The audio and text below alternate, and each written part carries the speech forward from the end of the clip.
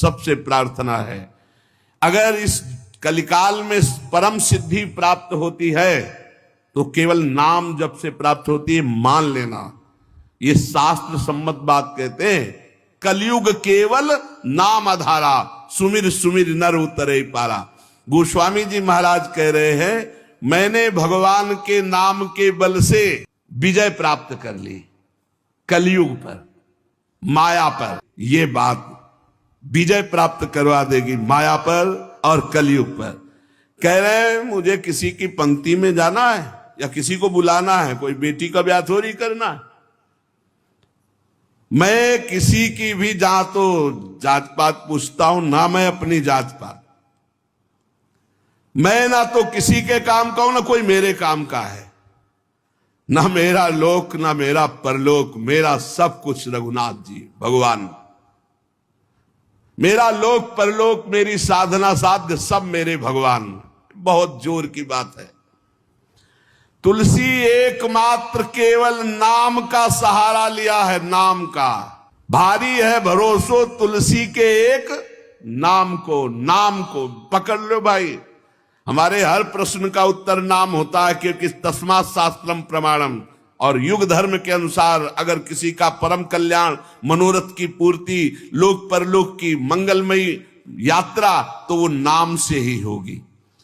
कह रहे मैं साधु हूं या असाधु हूं, भला हूं या बुरा हूं, जैसा हूं, मुझे किससे क्या लेना देना। मैं अपने भगवान का हूं और भगवान के द्वार पे पड़ा हूं।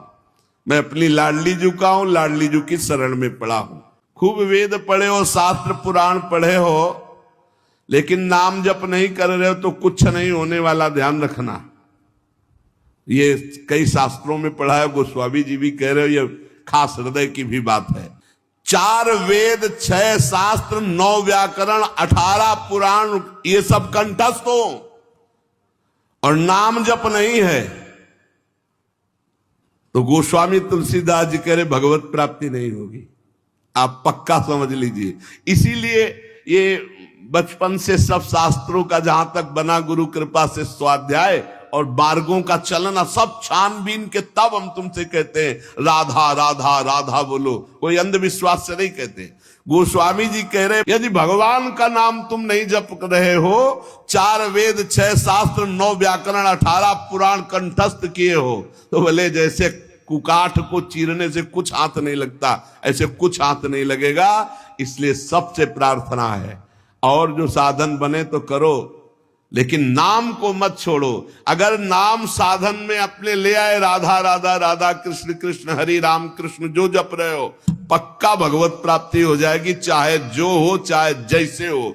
इसलिए सत्संग का सार, जितना बन सके अपने आचरणों को सुधारो, भोजन सुधारो, दूसरों का मन वचन कर्म से अहित मत करो, हित करो और नाम जप करो। इसी जन्म में भगवत प्राप्ति हो जाएगी।